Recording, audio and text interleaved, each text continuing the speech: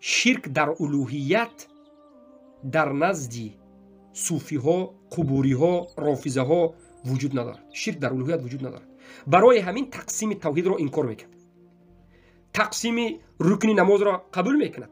تقسیم فرض نماز را، فرض‌های نماز بیرونی درونی قبول میکند. تمام تقسیمات قبول میکند. تقسیم توحید قبول ندارد. میگه که یک نمود توحید است. میگه توحید نمی کفر، فقط نمی توحید ربوبیت است. میگه توحید الوهیت نیست. میگه حالا آن که به اجماع ثابت است که در زمان سلف صالح دو نمود توحید بود: توحید المعرفه والاثبات و توحید الطلب والقصد.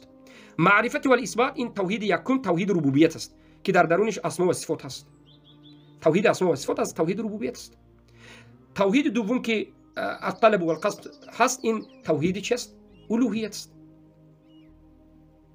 در یک آیت الله هر سه نمود توحید رو جمع میکنه. رب السماوات والارض فاعبده واصطبر هل تعلم له سمیه. میگه رب آسمان ها و زمین است الله، این توحید ربوبیت است. فاعبده واصطبر، عبادتش بکن، یگانه همین عبادت بکن، توحید الوهیت است.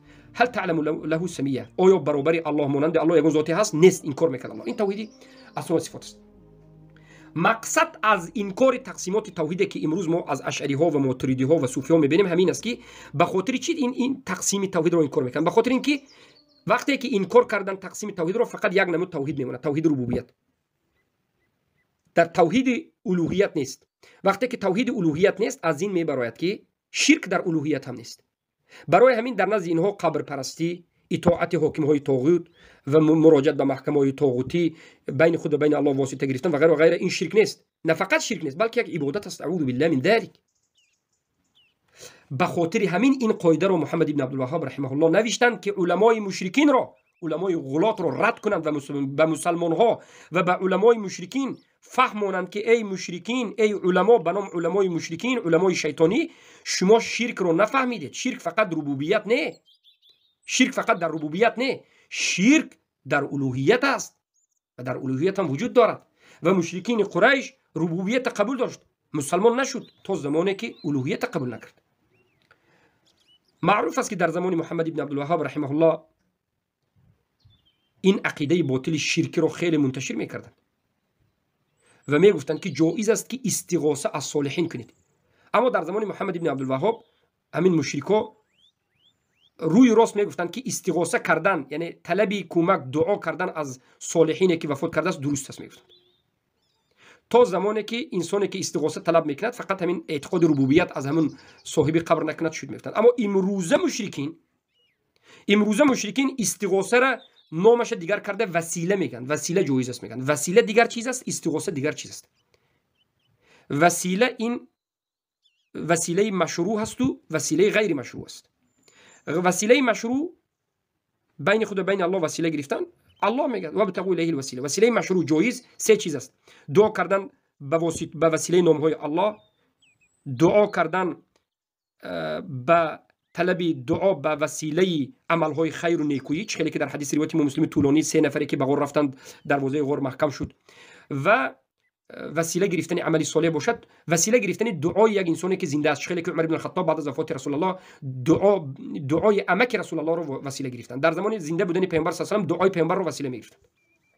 این وسیله مشروع است. اما وسیله نامشروع این به حق پیامبر من دعا میکنم، به جاه پیامبر من طلب میکنم، به حرمت پیامبر من طلب میگیرم گفتن این وسیله است، این وسیله غیر مشروع است، این شرک اصغر است.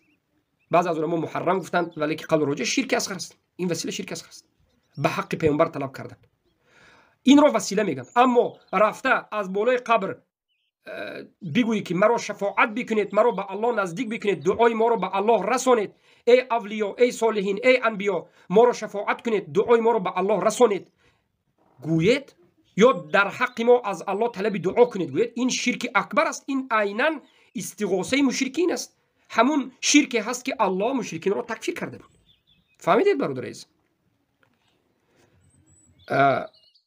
ما بعضی از علمایی که در زمان محمد بن عبدالوهاب بودند و من عقیده‌های باطل میگفتند ذکر میکنیم. محمد الفاسی وفات کننده 1227 هجری. محمد بن عبدالوهاب 1206 هجری وفات کردند. 1115 تولد شدند، 1206 وفات کردند. اما این محمد الفاسی 1227 وفات میکند. کتابی را تألیف کرده است، الرد علی بعض المبتدعه گفته، و در درون همین کتاب میگوید که فاین هذا ممن يستغيث من المسلمين بنبي أو ولي معتقدا أنه لا ينفع ولا يضر. پس در کجا هستند آن کسایی که استغاثه میکنند، طلب دعا میکنند از مسلمان ها به نبی یا ولی و اعتقاد ربوبیت رو از مرده ها نمیکنند، که اعتقاد نمیکنند که ضرر میرساند یا فایده میرساند. یعنی مسلمان میگوید کسایی که استغاثه میکنند. در اینجا علی بن خضر میگند و قصده من هذا الكلام ان المسلم اذا استغاث بالنبي او الولي وهو لا يعتقد انه لا يملك نفعا ولا ضرا انه ليس بالشرك. یعنی علی بن خضر میگند که امین محمد الفاسی مقصد از این سخنش همین است که اگر یک انسان رود از قبر پیامبر یا اولیا طلب بکند، طلب استغاثه بکند، طلب کمک بکند و اونها را ربوبیت ندید، خالق و رازق و مدبر نگوید، این مسلمان میایستد و این جایز است. اعوذ بالله من ذلك. محمد القادری حلیبی شامی وفات کننده 1217 هجری بعد از 11 سالی محمد بن عبدالوهاب وفات کردند. یک کتابی رو تعریف میکند و میگه الرد علی الوهابیه، میگه رد بر وهابی ها. میگه صوفی ها در اون زمان هم بودند، بله در اون زمان سخت‌تر بودند نسبت به این زمان. این زمانی ما الحمدلله زمان زنده شدن سنت است، زنده شدن عقیده اهل سنت است که چقدر طالب علم از هر یک منطقه هست. الحمدلله در اون زمان مشکل بود. در همین رساله‌اش جایز میداند استغاثه کردن به غیر الله را. فقط یک شرط میگه که شرط همین است که همون مرده رو که مثلا اولیا هست یا پیامبر است، همون ربوبیت، صفت ربوبیت الله به اون دید، از او طلب کمک کنید، جایز میگه. ابن افالق الاحصائی، احصا، اهل احصا، یکی از سخت‌ترین دشمن شیخ الاسلام محمد ابن عبدالوهاب در جزیره عرب بود. در یک رساله که می نویسد میگه که ان المستغیث لا یکفر الا باعتقاد الربوبیه. آدمی که طلبی کمک کند، استغاثه کند از مرده، اولیاء و صالحین و انبیا، کافر نمی شود مگرم در همان حالتی که اعتقاد ربوبیت به مرده کند. یعنی همان وقت مرده از مرده طلب کند کافر می شود که مرده رو صفات های ربوبیت الله رو بدهد. در غیر این صورت جایز است. میگه سبحان الله. بعد از وفات محمد ابن عبدالوهاب خیلی شبهه رو منتشر میکرد این صورت. داود ابن محمد الهمدانی وفات کننده 1303 یک کتابی رو تالیف میکرد، ازهاق الباطل، و ذکر میکرد. داود ابن جرجیس العراقی معروف است. ما بسیار وقتی که آذری ها رو رد میزنیم میگیم که آذری ها شما پیروان داود ابن جرجیس هستید. داود ابن جرجیس عراقی آذری اولین کسی که به محمد ابن عبدالوهاب در همین مسئله خلاف برآمده جهل عذر گفته، مثل حاضر آذری ها. خیلی هم دشمنی سختی محمد ابن عبدالوهاب بود و خیلی هم ردهای زیاد به محمد ابن عبدالوهاب کرده است. و یک رساله رو در این باره شرک تالیف میکند، محنة الالهیه فی الرد علی الطائفه الوهابیه گفته. محمد ابن علوی المالکی معاصر شیخ الاسلام محمد ابن عبدالوهاب کتابی رو می‌نویسد مفاهیم یجب ان تصحح، که به این کتاب رد کرده است.